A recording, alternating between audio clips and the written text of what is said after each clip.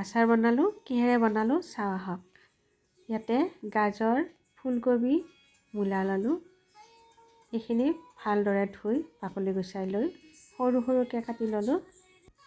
এইখিনি এটা পাত্ৰত এনেকৈ লৈ নিমখ দি দিলোঁ আৰু ধুনীয়াকৈ জোকাৰি লৈ এক ৰাতি থৈ দিলোঁ। এতিয়া এইখিনি চেকনিত চেকি ল'লোঁ।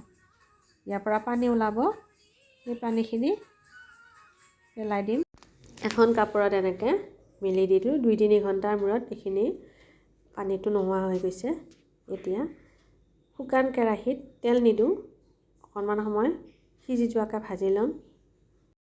ইয়াত জালুক আৰু ডালচেনি অকণমান দি দিলোঁ, চফ দি দিলোঁ আৰু বগা সৰিয়হ দি অকণমান সময় ভাজি লৈ ঠাণ্ডা হোৱাৰ পিছত গুড়ি কৰি ল'ম। এতিয়া সৰিয়হৰ তেল দি দিলোঁ আৰু আধা চামুচ কালজিৰা দি ঠাণ্ডা হ'ব দিলোঁ। ঠাণ্ডা হোৱাৰ পিছত গুড়ি কৰি থোৱা মছলাখিনি দি আধা চামুচ জলকীয়া গুড়ি আৰু আধা চামুচ হালধি গুড়ি দি দিলোঁ।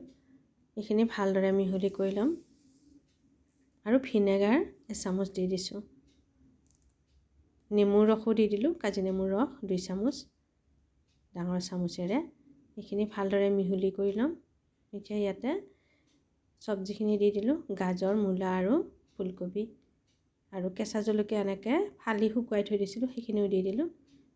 আকৌ ইয়াতে মই জিৰা আৰু ধনিয়াৰ গুড়িও দি দিলোঁ।